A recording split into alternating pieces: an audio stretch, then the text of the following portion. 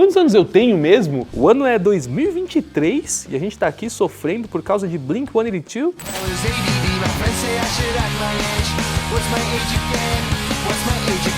Pois é, 2023 estava prometendo marcar a estreia da banda californiana em terras brasileiras. Você que foi jovem e fã da banda lá no seu auge nos anos 2000, com certeza comprou ou pelo menos cogitou comprar o ingresso para a apresentação deles no Lollapalooza, mas o trio acabou cancelando a apresentação por problemas de saúde. Para quem quer se iludir e acreditar que eles vêm de verdade em 2024, a gente vai relembrar aqui a história do Blink-182, dos perrengues ao sucesso, passando por muito drama e também hits inesquecíveis. Antes de começar o vídeo, não se esquece de deixar seu like, se inscrever no canal e ativar o sininho para não perder nenhum outro retrato que a gente faz por aqui.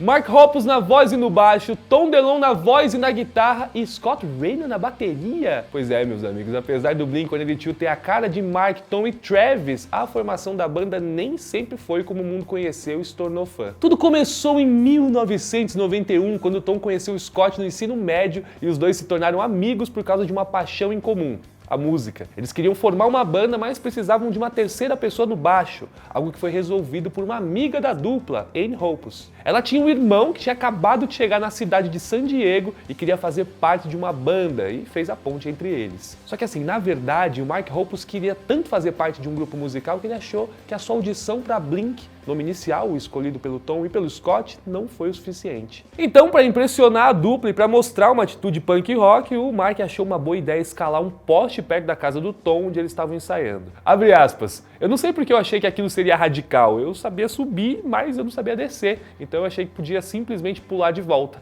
E foi assim que eu quebrei os 2 tornozelos. Ó, mesmo maluca, essa estratégia aí do Mark funcionou e ele foi aceito no Blink. Mas a sua permanência não foi imediata, já que a sua namorada na época não aprovou seus gastos com equipamentos musicais caros enquanto eles estavam morando no porão de uma casa alugada. Ela então jogou o famoso ou a banda ou eu.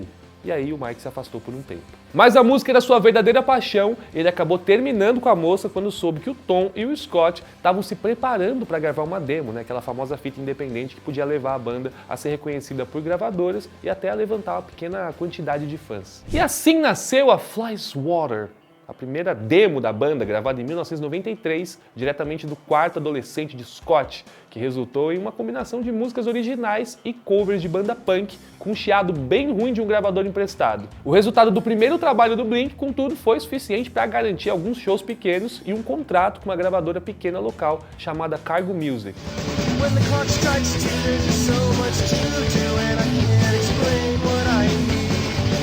O Mark era o único disponível para assinar o contrato, né, já que o Tom estava trabalhando com construção para pagar as contas e o Raynor ainda era menor de idade. Bom, combinado com a gravadora seria a produção de algumas fitas cassetes e o agendamento de shows. Logo em seguida, os pais do então baterista Raynor se mudaram de San Diego e o garoto precisou ir morar com o Mark para continuarem trabalhando juntos com música na casa onde nos meses seguintes o Tom ia se reunir a eles para dobrar capas de fita cassete da nova demo, chamada Buda, para serem distribuídas em pequenos shows. O lançamento foi um sucesso, principalmente na cena skate punk da Califórnia em 1996, do qual os próprios integrantes do Blink faziam parte. Isso rendeu uma turnê nacional com direito a van para viajar de cidade em cidade, tocando em pequenos clubes e bares, e o lançamento de mais uma demo no fim da linha, Cheshire Cat. Com o tempo, os palcos foram se tornando maiores, com a oportunidade de gravar um primeiro álbum pela MCA Records e tocar na Vans Warped Tour. Lançado em 1997, o disco Dude Ranch foi um sucesso com o hit Damn It, que se tornou conhecido nacionalmente por tocar nas rádios mais underground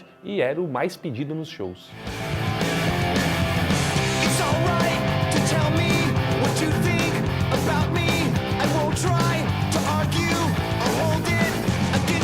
Na mesma época, o sobrenome 182 foi adicionado depois de uma banda irlandesa, que também se chamava Blink, ter ameaçado o trio com um processo. A origem desse número, talvez nem os próprios integrantes saibam, já que nenhum deles jamais confirmou as teorias dos fãs, tampouco explicou a inspiração. Até agora, a hipótese mais recorrente entre o público é que 182 é o número de vezes que o Al Pacino diz a palavra fuck no filme Scarface, algo que faria muito sentido com o humor da banda, né?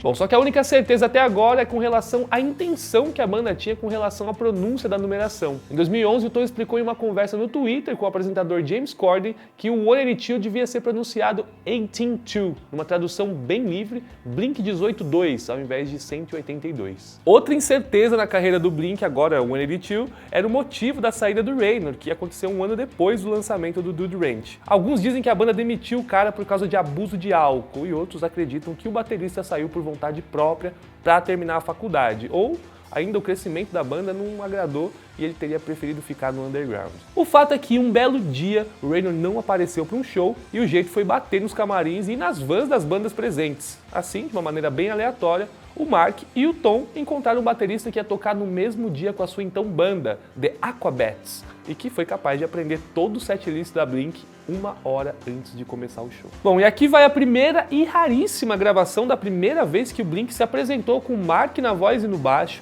com o Tom na voz e na guitarra e com o Travis na bateria, a formação que a gente conhece e ama muito.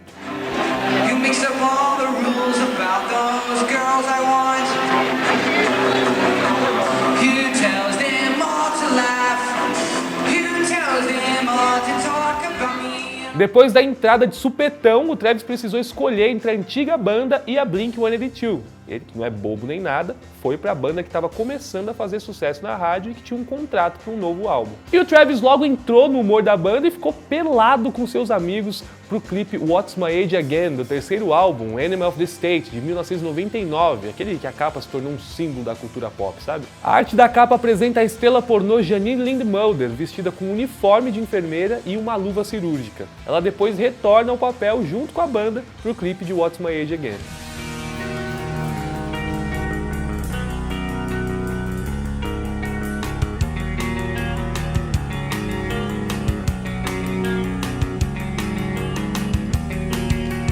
David Goldman, o fotógrafo por trás dessa famosa foto da capa, disse que a luva foi inspirada no título provisório do álbum, que faria uma referência humorada do exame de próstata. Abre aspas. Até o último minuto, o álbum se chamaria Turn Your Head and Cough, algo como Olhe pro lado e tussa, e foi por isso que eu tive a ideia da luva.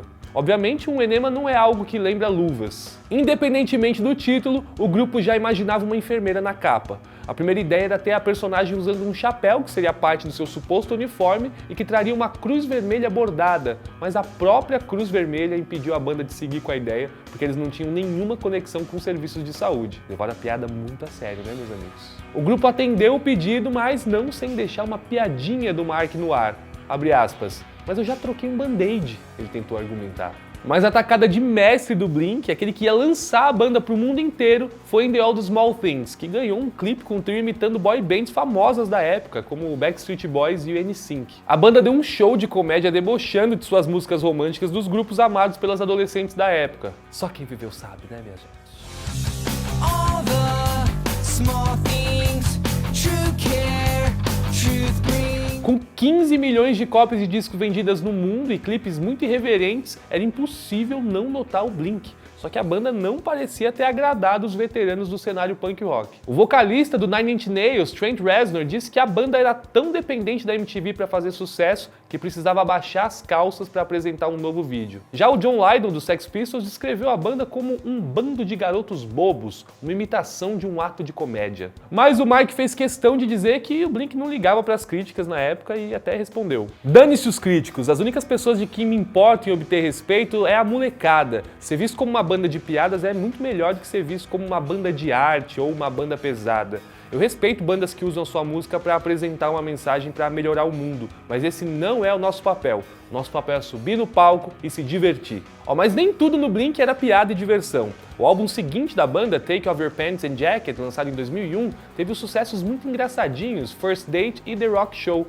mas também surpreendeu com a faixa Stay Together for the Kids, que mostrou pela primeira vez o trio com uma roupagem mais séria. O assunto também era sério. Tom tinha escrito essa música com 16 anos, logo depois do momento em que os seus pais lhe contaram que estavam se divorciando. O Mark, que também viveu o divórcio dos pais, se identificou com a canção e inicialmente topou levar a seriedade pro Blink. Mas o Tom ainda tinha outras músicas mais dramáticas na manga que acabaram não sendo levadas para a banda por não combinarem com o estilo do Blink. Então, durante a parada forçada com a turnê que eles estavam fazendo por causa do atentado de 11 de setembro, ele decidiu entrar no estúdio para composições mais sérias. Assim nasceu a Boxcar Racer, banda paralela que é tida como motivo de tensão entre os integrantes do Blink, embora eles neguem. This vacation's useless, these white pills aren't kind. I've given a lot of thought on this 13-hour drive. O Tom alega que o Mark estava de acordo com o projeto paralelo e concordava que o colega precisava de uma nova via para as músicas mais dramáticas. O Mark inclusive participa de uma das faixas do único e auto-intitulado álbum da banda. The building turned its back, ignored my call. O Tom também afirma que a presença de Barker na Boxcar Racer não foi uma tentativa de separar o Blink, mas sim um convite entre amigos, porque ele não queria procurar outro baterista. O baterista, inclusive, também tinha um outro projeto paralelo na época, a banda Transplants.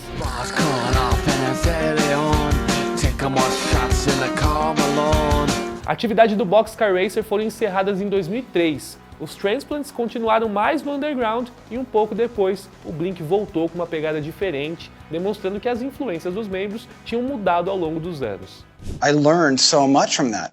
That's really what changed my entire perception of what could happen on a Blink record. We came out of that and we moved into the Untitled record, which is kind of the more famous Blink record that we got. O disco não tinha nome, mas tinha vários hits que fizeram parte do aparelho MP3 de todo adolescente emo que se preze em 2005. Feeling This, Down, Always e a grande I Miss You eram algumas das favoritas.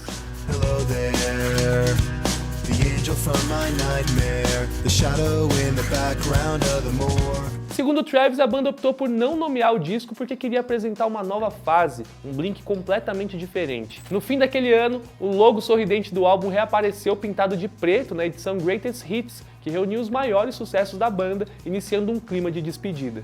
E logo veio a notícia. A banda anunciou um hiato que acabou sendo tomado pelos fãs como um fim definitivo, principalmente pelo fato de que o Mark e o Travis partiram juntos para outro projeto, a banda Plus 44. O Tom criou outra banda, a Angels and Airwaves, que foi praticamente uma montagem de outras grandes bandas, porque além do ex-Blink, também contou com o multi-instrumentista Alan Rubin, do Nine Inch Nails, o guitarrista David Kennedy, do Boxcar Racer, Ryan Sinn, do The Distillers, Atom Wheeler, do The Offspring, e o Matt Watcher, de 30 Seconds to Mars.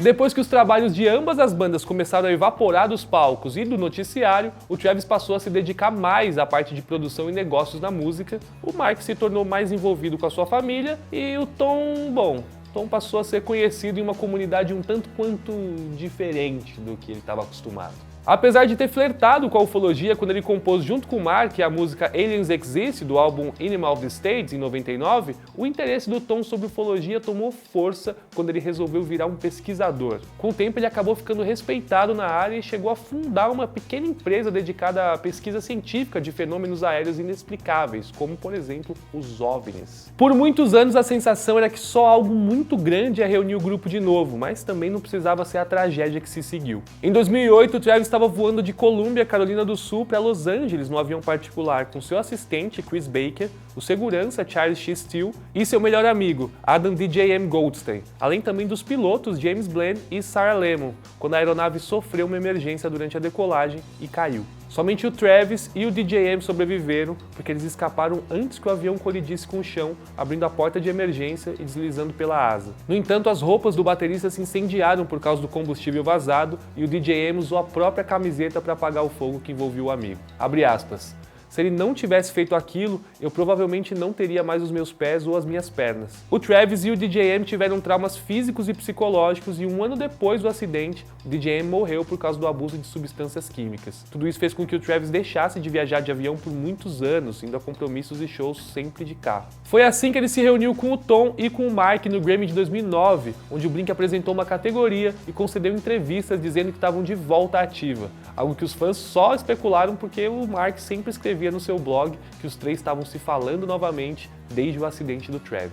Apesar do bom humor e do entrosamento em frente às câmeras, o grupo parecia não se entender no estúdio, já que o novo trabalho da banda só saiu em 2011, 2 anos depois da reunião.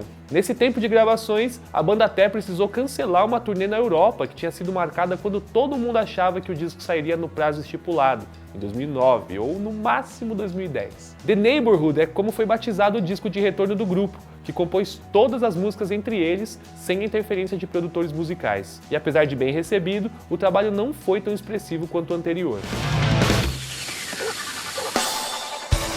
Everyone wants to call it all around our life with a better name. A banda seguiu com trabalhos e compromissos nos anos seguintes, incluindo uma turnê de comemoração de 20 anos de banda em 2012. Já em 2013, uma nova turnê foi embalada por novas músicas do EP Dogs Eating Dogs, com 5 faixas, mas sem o baterista Travis, que não viajou com a banda por causa do trauma de avião e foi substituído por Brooks Walkerman. Embora as coisas andassem, tudo sempre era feito de maneira muito tensa nos bastidores, com cada um representado por empresários diferentes e sempre acompanhados de advogados em reuniões. Até que em 2015, o Tom anunciou que estava deixando a banda por não ter autonomia suficiente nas decisões. Matt Skiba, do Alkaline Trio, foi selecionado como substituto temporário do Tom para alguns compromissos do Blink que estavam por vir, como os 3 shows no Music Festival, organizado pelo Travis Barker. Mas em 2016, a banda anunciou que o Matt tinha chegado para ficar e ele estaria no 7º álbum de estúdio, intitulado California, e descrito pelo Travis como um encontro do Enemy of the States com Self-Titled, aquele sem nome de 2005. Naquele ponto, as comparações entre o Matt e o Tom nos vocais eram inevitáveis, principalmente no single de trabalho da banda, Bored to Death. Mas a mistura descrita pelo Travis agradou o público em geral e também a crítica. Esse foi o primeiro álbum da banda desde Take Off Your Pants and Jacket a chegar ao topo do Billboard 200 e ainda garantiu a primeira indicação da banda ao Grammy. There's an echo pulling out the meaning, rescuing a nightmare from a dream. Uma música que chama atenção em Califórnia é San Diego, que o John Feldman disse ser sobre o relacionamento do Mark com o Tom. Abre aspas. Há claramente muitos sentimentos envolvidos em ter um melhor amigo que não tá mais na sua banda, ter um melhor amigo com todas as coisas que aconteceram. Toda banda tem esses problemas. Mas o Mark nunca confirmou se a música, que também fala sobre crescer em San Diego, é sobre o Tom. Ao invés disso, ele seguiu em frente com Blink, que lançou em 2019 o 2º álbum com Matt Skiba na banda, chamado Nine. Junto com o novo trabalho, o grupo também anunciou pelo Reddit uma mudança oficial e ao mesmo tempo retroativa na sua história, que agora passa a considerar Buddha, a demo de 94, como o primeiro álbum de estúdio do Blink, algo que vem com atraso, já que os fãs pediram para que Carousel, a favorita dentro de Buddha, estivesse no Greatest Hits da banda anos atrás. De um lançamento e recebimento morno do Nine, seguido da pandemia em 2020, os fãs receberam outra notícia preocupante sobre um membro do grupo, quando o Mark compartilhou sem querer uma foto sua durante um tratamento de quimioterapia nos stories do Instagram. Depois disso, ele precisou declarar oficialmente em abril de 2021 que estava doente, tratando um linfoma no estágio 4. Mas em setembro do mesmo ano, ele anunciou que estava oficialmente livre da doença e liberado pelos médicos do tratamento. Algo que o então ex-colega de banda Tom DeLonge respondeu positivamente, dizendo que estava feliz com a recuperação do Mark. He's healing. He's got, a long journey of getting, his strength back. But I think miraculously, to have all the cancer gone from him, he was stage 4. Yeah. And then it wasn't just remission, it was complete remission. So obviously he was emotional, I was emotional, everyone's emotional, the fans are excited. O que a gente não sabia publicamente na época é que os dois tinham voltado a se falar frequentemente desde o diagnóstico do Mark. Abre aspas. A maneira como o universo funciona é estranha, porque eu entrei em contato com o Mark porque precisava que ele assinasse um papel que tinha a ver com o meu divórcio. E só por causa dessa ligação eu soube que ele tinha câncer. E ele me disse por telefone. Eu fiquei tipo, espera, o quê? E a gente não estava falando muito, talvez uma vez a cada 2 meses, uma mensagem de texto aqui e outra ali. Desde então, o Tom tem falado com o Mark para acompanhar o tratamento do amigo e mesmo depois da recuperação, seguiram com a amizade. Isso somado ao fato de que o Travis superou seu medo de avião, segundo a então noiva, agora esposa Kourtney Kardashian, faz sentido que a banda esteja retornando agora firme e forte, com uma agenda extensa. É demais ver como, para um amadurecimento como banda, o Tom, o Mark e o Travis precisaram passar pelas suas jornadas individuais para chegarem onde estão. Mas infelizmente a gente não vai poder ver o amadurecimento deles de perto, porque o trio cancelou o show no Lollapalooza 2023, porque o Travis quebrou o dedo e rompeu os ligamentos, precisando passar por uma cirurgia. Sem o baterista, a banda anunciou que os shows da América do Sul seriam adiados para 2024. Mas para quem tá esperando desde 92 que eles deem as caras aqui pelo Brasil, o que é esperar mais um ano, né?